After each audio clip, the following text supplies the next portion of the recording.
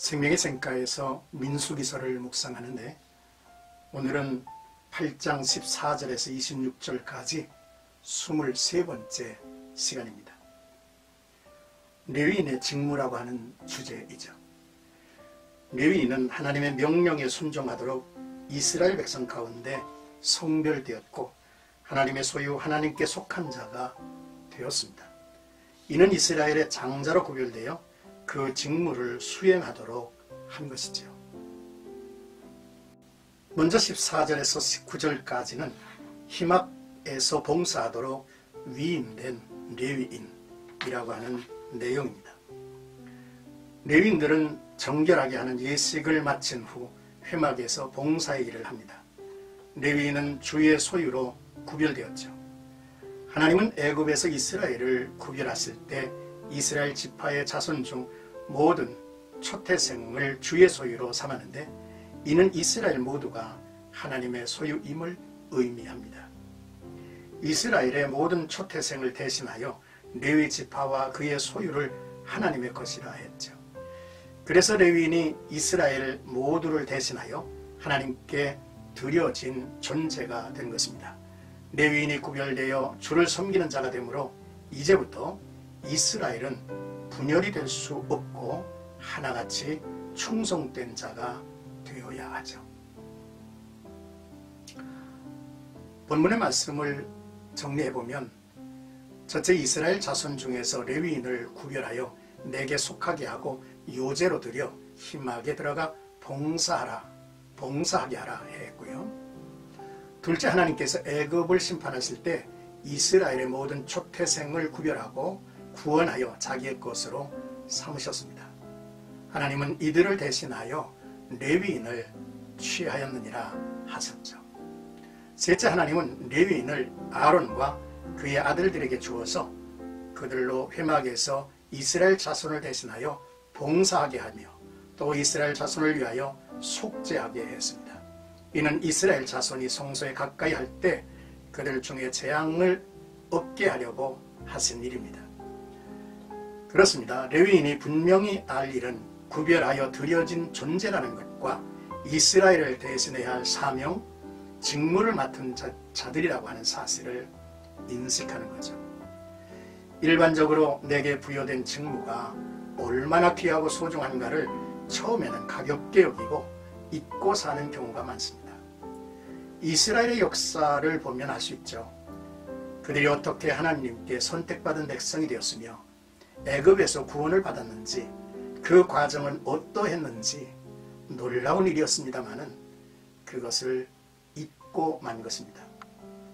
그로 인하여 마라의 사건, 르비딤의 사건, 그리고 시내산 아래 금송아지 사건 등 그들의 역사 속에 또한 하나님 앞에서의 오점을 남기게 됐죠.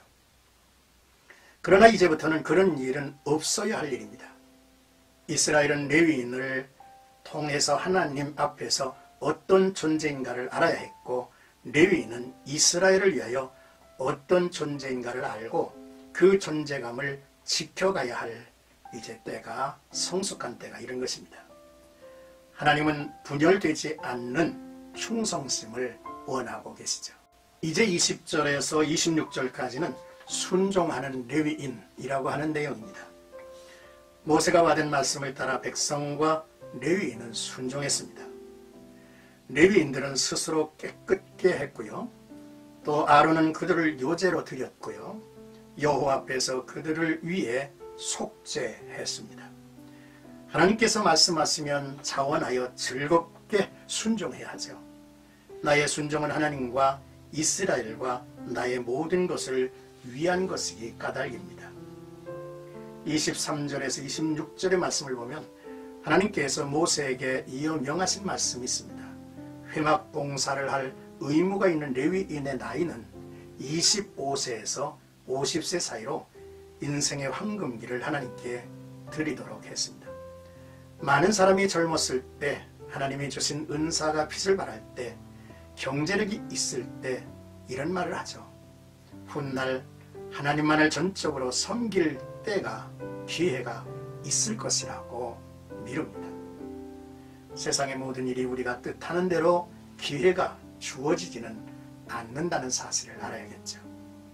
사랑하는 생각가족 여러분, 사람은 앉을 때가 있고 일어설 때가 있지 않습니까? 일어서야 할 때 머뭇거리지 않았으면 좋겠습니다. 그리고 내가 앉았다가 일어난 자리가 깨끗하고 빛이 났으면 좋겠습니다. 돌아서 가는데 뒷모습이 아름다웠으면 좋겠습니다. 하나님은 취임과 은퇴를 말씀해 주셨죠. 취임하는 이들은 레위인의 규례를 배워야 할 것이며, 그리고 은퇴자에 대한 말씀도 분명하게 해 주셨습니다. 직무를 쉬고 멈추라 했죠.